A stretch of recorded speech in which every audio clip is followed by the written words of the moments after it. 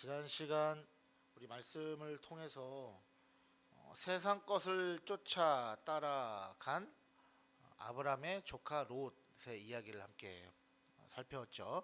자, 그 다음에 오늘 이제 본문은 롯이 이제 떠나간 다음에 그때 하나님이 나타나셔서 아브라함에게 하시는 말씀, 그리고 그 말씀을 통해서 우리가 오늘 무엇을 깨달아야 하는가, 이 부분을 함께 좀 나누도록 하겠습니다. 자, 아브람과 롯이 이제 헤어졌잖아요. 헤어져서 각기 장막을 쳤어요. 이 장막이라는 게 무엇이죠? 천막이죠. 천막, 텐트예요. 텐트. 텐트를 쳤다, 장막을 쳤다라는 거죠. 그러니까 롯은 지금 어디로 갔죠? 이제 소돔과 고모라 지역으로. 거기로 왜 갔어요? 거기가 좋아 보여서, 물이 있고 풀도 있고 가축을 키우기에 적합한 장소로 딱 보였던 거죠. 그래서 소돔과 고모라 지역으로 가서 자기의 장막을 쳤다. 그러니까 자기의 집을 지었다라는 거죠. 자기 살 곳을 만들었다라는 거예요. 자, 그런데 아브람은 어떻게 됐는가? 14절 볼까요? 자, 14절 보니까 롯이 아브람을 떠난 후에 여호와께서 아브람에게 이르시되 너는 눈을 들어 너 있는 곳에서 북쪽과 남쪽 그리고 동쪽과 서쪽을 바라보라, 이렇게 기록하고 있습니다. 자, 그리고 나서 이 아브람이 이제 장막을 치는 이야기가 나오는데, 그 이전에 이 장막이 무엇인가, 성경에 이제 장막이라는 단어들이 몇 군데서 나와요. 다윗의 장막 들어보셨어요? 네, 다윗의 장막이라고 나오고, 또 시온의 장막이라는 표현도 있고요. 그다음에 유다의 장막, 이런 표현들이 있습니다. 이것은 무엇을 상징하냐면 하나님의 나라를 상징하고요, 또 하나님의 백성들을 상징하는 거예요. 자, 아브라함이 장막을 친 곳이 어디죠? 가나안 땅 중에서도 베델이라고 하는 곳에 장막을 쳤잖아요. 그렇죠? 벳엘, 벳이 뭐냐면요, 집이란 뜻이에요. 집. 벳이 집. 그 다음에 엘은요? 그렇죠, 하나님. 그러면 집, 하나님, 그럼 무슨 말이 합치면? 그렇죠, 하나님의 집이라는 거예요. 아브람은 어디에 집을 지었다고요? 베델인데 뜻을 풀으면 하나님의 집에 집을 지었다. 여러분들의 집은 어디에 지으셨어요? 신길동에. 네, 신길동에 지으셨고, 시흥동에 지으셨고, 구로에 계시고, 네, 여기 구로 이웃 사촌들 계시고, 네. 성경에서 말하는 것은 이제 그런 어떤 육신적인 집을 말하는 것이 아니겠죠. 즉, 장막을 친다는 것은 하나님의 언약 안에, 울타리 안에 들어온다는 것을 말하는 거예요. 하나님의 언약 안에 있는 것, 하나님의 복음 안에 있는 것을 말하는 거죠. 그러니까 결국에는 하나님의 은혜 안에, 하나님의 복음 안으로 우리가 자꾸 들어가고 그 안에 거하고 그것을 중심으로, 복음을 중심으로 살아야 되는데, 결국에 다른 말로 하면 롯은 하나님의 언약과 복음을 떠나갔다라는 말이에요. 롯은 겉만 보고 선택했어요. 그렇죠? 겉으로 눈으로 보여지는 것만 보고 선택했어요. 그러니까 우리는, 그리스도인들은요, 겉만 보고 선택하는 사람이 되어서는 안 되는 거예요.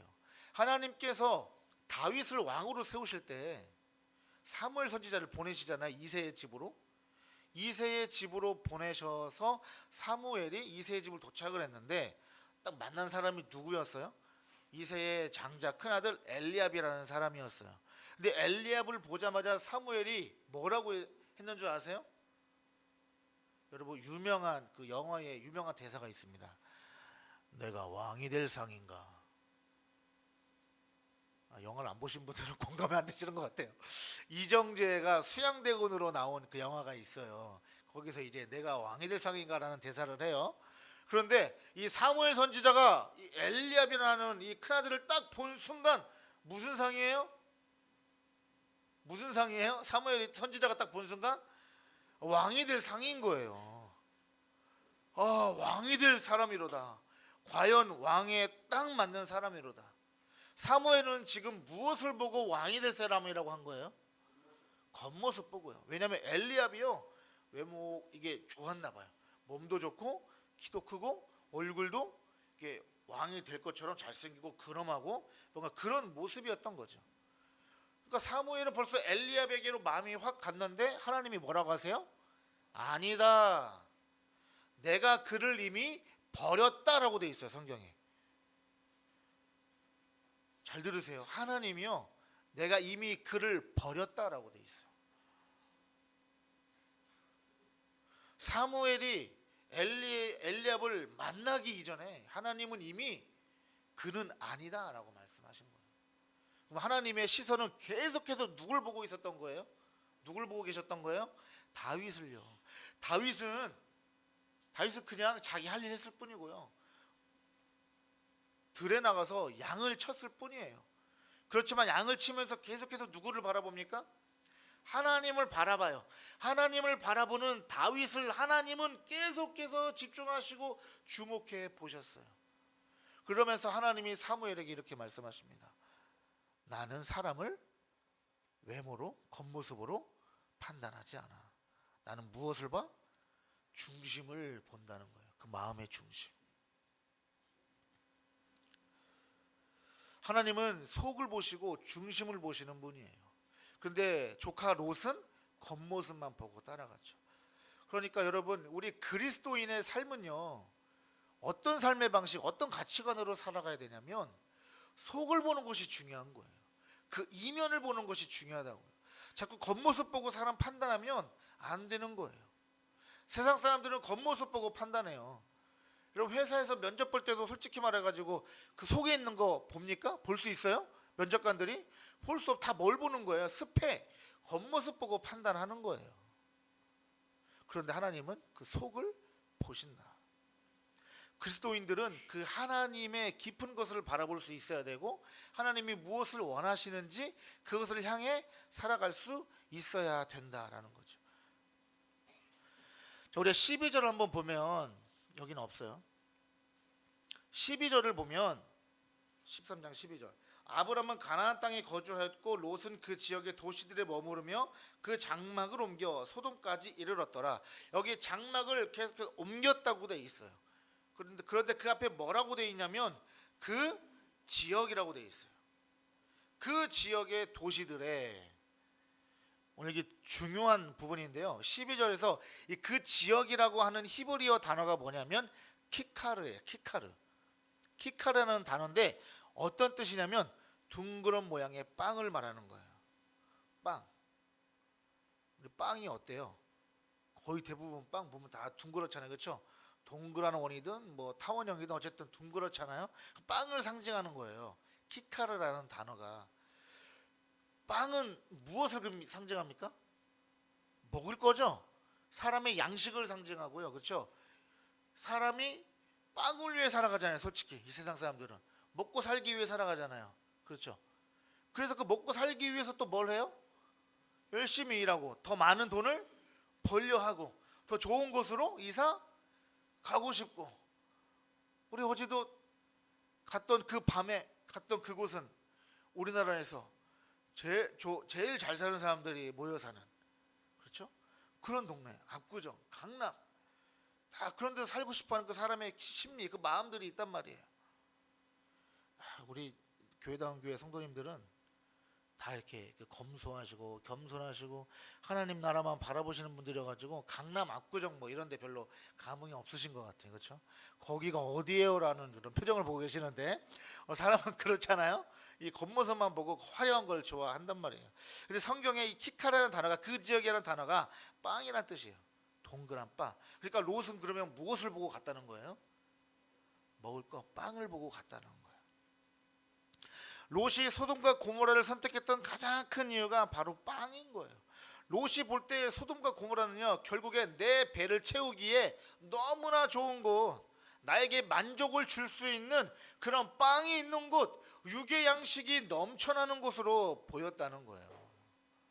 근데 참고로 나중에 나누긴 할 건데, 키카르라는 단어가, 이 단어가요, 잘 들으세요. 이 빵이라는 단어가, 둥그런 모양의 빵을 의미하는 이 키카르라는 단어가 신약 성경으로 와서 어떤 단어로, 어떤 헬라어 단어로 번역이 됐냐면 달란트로 번역이 돼 있어요.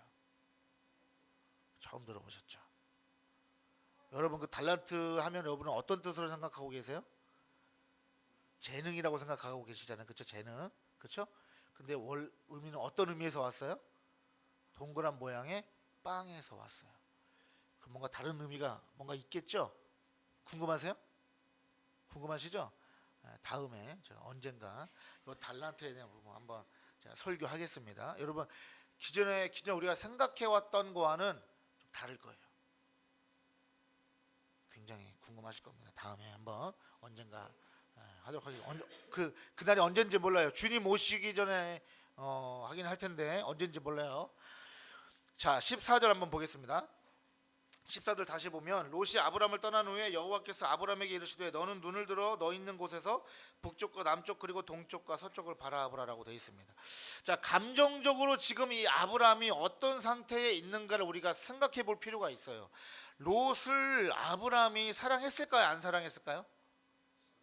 사랑했어요. 아브람이 롯을 사랑했어요. 왜 그러냐면 14장에 이제 우리가 다음 주에 어차피 보겠지만 14장에 가면 이 지역에 롯이 머물고 있는 이 지역에 나라들이 서로 연합국을 만들어서 전쟁이 일어나거든요. 그때 그 롯을 구하러 누가 가요? 아브람이 가는 거예요. 아브람의 마음에는 항상 조카 롯이 있어요. 사랑한단 말이에요. 근데 지금 조카 롯이 마음 좋게 서로 헤어졌어요? 아니면은 마음이 안 좋게 헤어졌어요? 롯은 그냥 막 좋은 곳으로 갔겠지만 예호 나 이제 독립한다 좋은 곳으로 갑니다. 저는 압구정으로 갑니다 하고 이제 갔겠지만 아브라함은 안 되는데 하나님의 언약 안에 있어야 되는데 여기 울타리 안에 있어야 되는데 마음이 불편하지 않았겠어요? 씁쓸해요. 감정적으로 지금 복잡해 있어요. 감정적으로 복잡한 그 상황에서 하나님이 나타나시는 거예요. 여러분 이게 무슨 의미겠어요? 여러분 우리의 삶도 살아가다 보면 감정적으로 복잡하고 나 혼자 된 것 같고 때로는 쓸쓸하고 외롭고 이럴 때 결정적인 순간에 누가 나타나세요? 여러분 하나님이 나타나시는 거예요. 하나님이 여러분과 함께 하시는 줄 믿습니다. 여러분 그래서 내 배우자가 나를 다 채워주지 못해요. 내 마음을 다 아는 거 아니에요. 오직 누구만요? 하나님만요. 굉장히 격하게 동감하시는 분이 계셔가지고 결혼생활 한 3, 40년 하면은 거의 나올 수 있는 반응이에요. 결혼생활 한 10년, 20년 가지고는 이제 잘 몰라요. 한 3, 40년 하고 나면은 격한 이 반응들이 나오게 되는 거죠. 자, 롯을 끝까지 붙잡지 못한 것에 대한 이 자신의 결정이 내가 이게 지금 잘한 건지 못한 건지 이런 여러 가지 걱정과 후회스러움도 있지 않았을까요? 그런 조카 롯 어떻게 나를 그냥 그렇게 한 번에 메모차게 또 떠나가나 이런 배신감도 들었을 수도 있는 그런 상황, 그런 씁쓸함과 여러 가지 안타까움들이 복잡할 때 하나님께서 위로하러 오셨다는 거예요. 위로의 하나님. 그 하나님이 저와 여러분에게도 위로의 하나님으로 나타나신 줄 믿습니다. 근데 그 하나님이 뭐라고 하시냐면 15절에 보니까 보이는 땅을 내가 너와 내 자손에게 주리니 영원히 이르리라 라고 되어 있습니다. 자, 그런데 그 14절 막바지에 15절 바로 전 14절 하반절에 보니까 뭐라고 되어 있었어요? 눈을 들어 너 있는 곳에서 북쪽과 남쪽과 그리고 동쪽과 서쪽을 바라보라. 그러니까 동서남북을 바라보라라고 되어 있어요. 그리고서 보이는 땅, 그러니까 모든 땅, 사방을 말하는 거죠. 사방을 다 바라보고 그 보이는 땅을 내가 너와 너 자손에게 영원히 주겠다라고 지금 말씀하시는 거예요. 자, 동서남북으로 보이는 땅, 이 사방군대라고 하죠. 이 보이는 땅을 우리가 오늘 본문에서 세 가지의 의미로 우리가 의미를 확인할 수가 있는데, 첫 번째는 뭐냐면 말 그대로 우리 육신의 눈으로 보이는 그 바라보는 아브라함이 육신의 눈으로 볼 수 있는 범위에서의 그 가나안 땅 지역을 말하는 거예요. 그 가나안 땅을 말하고, 두 번째 의미는 뭐예요? 열방을 가리킵니다. 열방.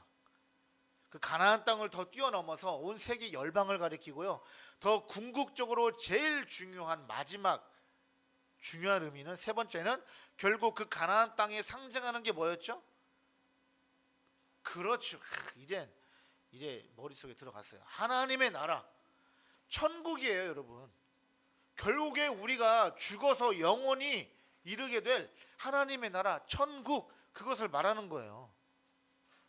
그 천국을 주겠다는 거예요.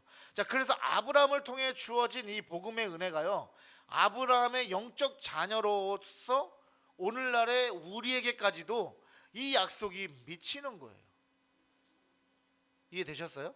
이게 만약에 1차적으로 제가 아까 첫 번째 의미했던 1차적 의미로서의 가나안 땅을 말하는 거라면 그것은 이미 깨졌어요, 안 깨졌어요?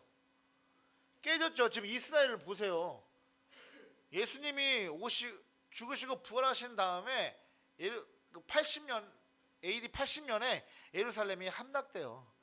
끝나버린단 말이에요. 그리고서 어떻게 됩니까? 그 이후에 이스라엘이 거의 2000년 동안 세계 2차 대전 전까지 어떻게 돼요? 사방에 흩어졌죠. 그래서 그걸 뭐라고 그래요? 디아스포라라고 하잖아요. 유대인들이 세계 다 흩어져요. 그래서 히틀러가 그 유럽에 많이 흩어진 그 유대인들을 어떻게 했어요?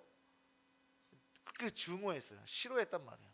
그래서 홀로코스트가 일어났고, 지금의 미국의 이 경제를 잡고 있는 그룹이 누구예요? 바로 유대인들이에요. 다 세계로 흩어졌단 말이에요. 나라를 잃어버렸어요. 2000년 동안. 그런 의미에서 보면 1차적인 의미, 하나님이 아브라함이 약속하신 가나안 땅은 1차적으로 봤을 때 거기서 의미가 있어요, 없어요? 없는 거죠. 그러니까 궁극적으로는 하나님이 무엇을 말씀하시는 거예요? 하나님 나라, 천국. 아브라함을 하나님 딱 세우시고 이제 이 아브라함을 통해서 후손들이 생기고 나라들이 생기고, 거기에서 누가 오세요? 예수 그리스도가 오시는데 그 예수 그리스도를 믿기만 하면 어떻게 돼요?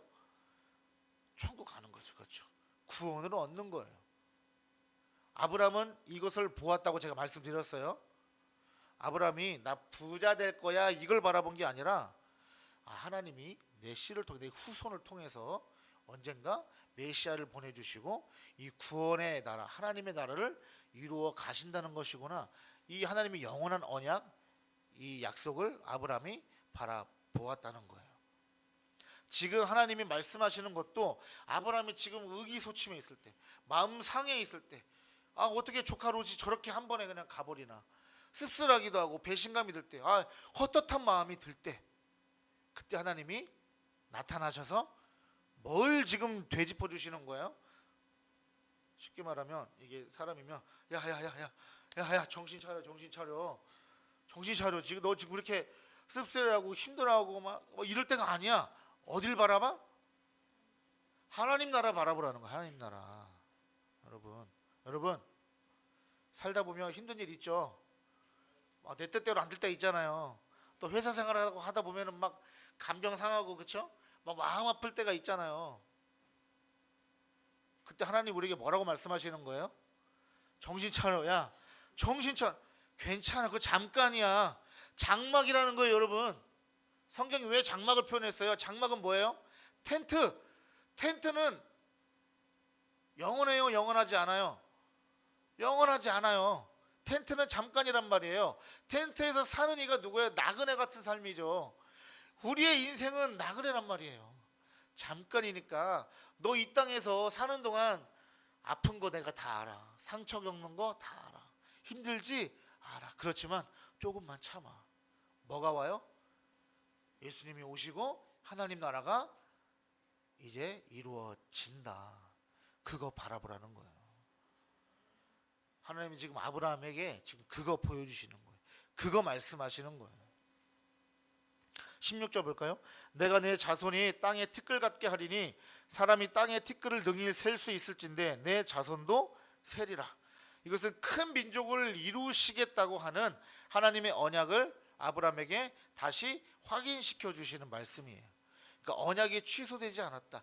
롯이 이렇게 떠나갔다고 해가지고 그것이 뭐 깨지거나 하나님의 언약이 취소되거나 뭐 그런 것이 아니라, 하나님의 구원은 하나님이 이루어 가신다라는 것을 아브라함에게 지금 계속해서 뭐 하시는 거예요? 우리가 이 학교 교육을 뭐라고 하죠? 그렇죠. 주입식. 우리나라 한국 교육이 거의 주입식 교육이잖아요. 주입식 교육이 꼭 나쁜 것만은 아니잖아요. 하나님의 말씀도 하나님의 교육 방식도 마찬가지예요. 계속해서 주입시키시는 거예요. 주입시키 주입. 정신 차려. 이걸 바라봐.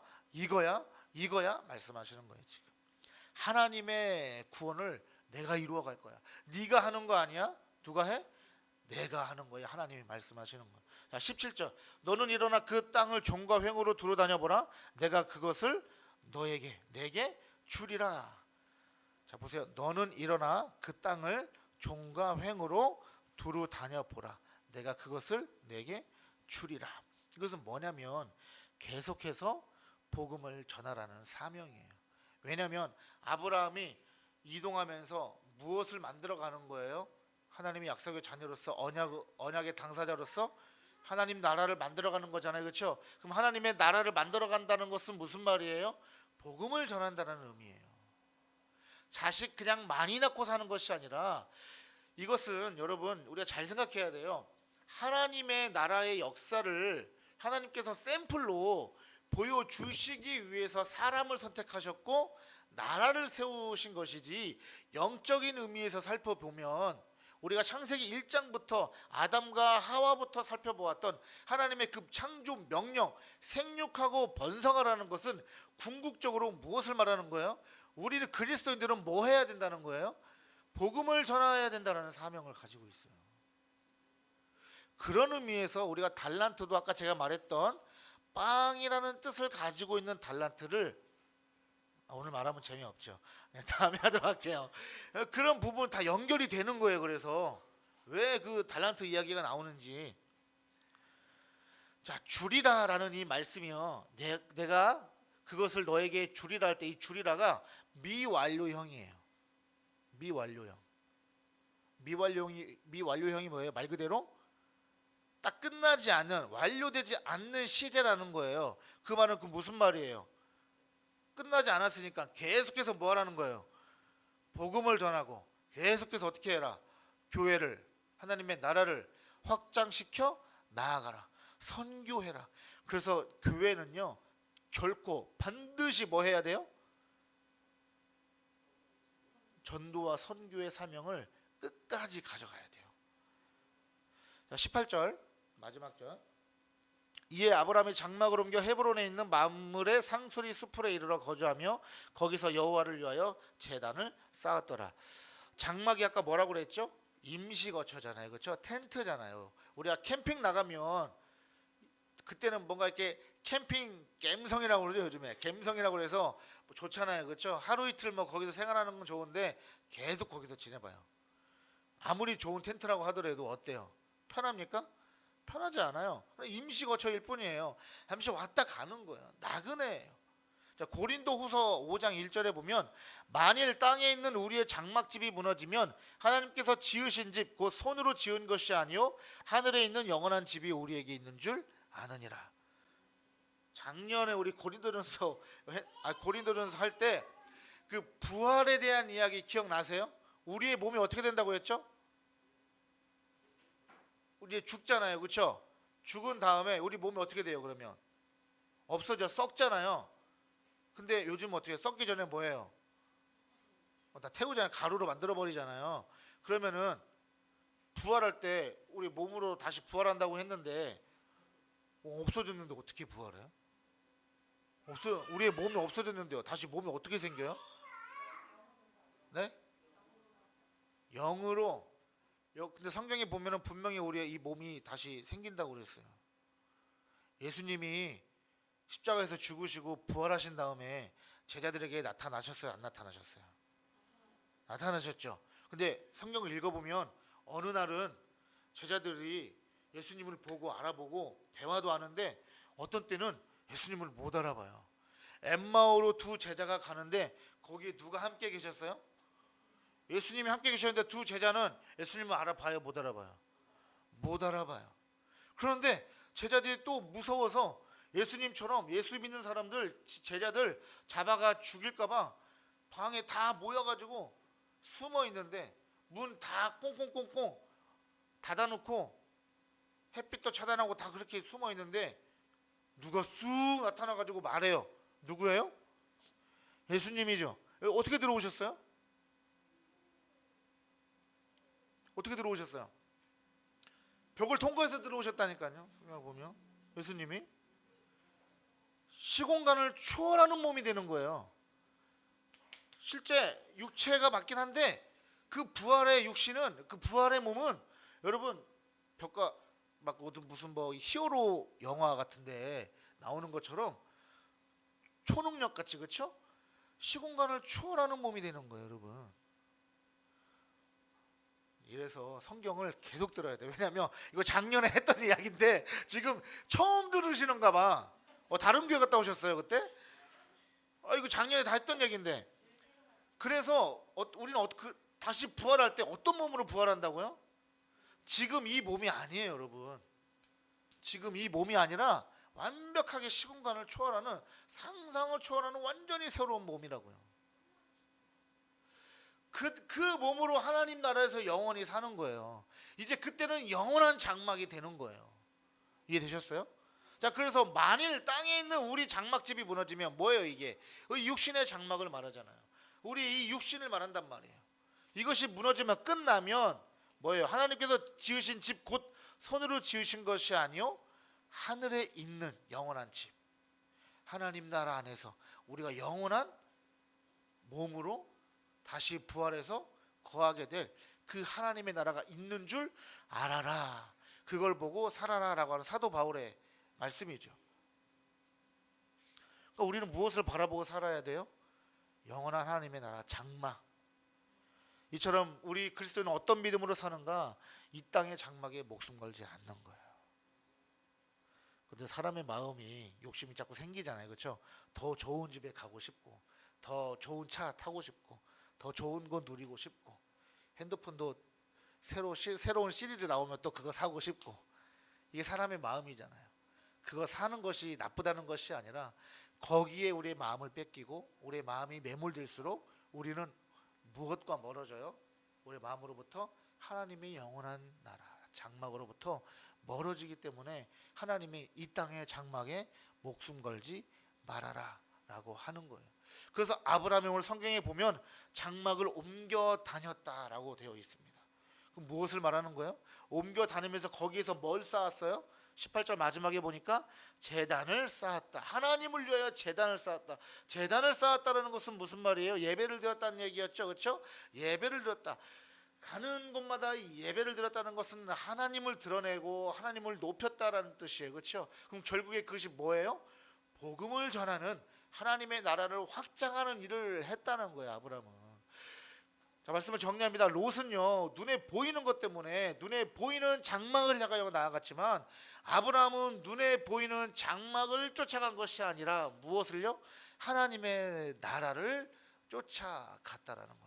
하나님이 그 외롭고 쓸쓸하고 헛헛한 마음 가운데 있는 아브라함에게 다시 나타나셔서 정신 차려라 하면서 다시 언약을 되새겨 주시고 주입하시면서 우리가 주목해야 할 것은 무엇? 우리가 바라보아야 할 것은 무엇? 바로 하나님의 나라를 꿈꾸게 하신다라는 겁니다. 복음을 전하는 삶, 영적 자녀를 출산하는 일이 저와 여러분의 사명이다라는 것을 오늘 성경이 말하고 있는 거예요. 롯은요, 빵을 위해 살았습니다. 세상 사람들은 자신의 배를 채우기 위해서 살아요. 그렇지만 하늘의 백성, 하늘의 성도는 자신의 배를 채우지 못할지라도 뭐합니까? 복음을 전하는 영적 장막을 세워가는 일을 위해서 살아가는 거라는 거죠. 예수 그리스도를 전하는 삶이 우리의 전부인 거예요. 영적 자녀를 낳고 기르는 것이 우리의 사명이다라는 것입니다. 한 생명을 위해 영적 장막을 세워가는 저와 여러분 되시길 주의 이름으로 축복합니다.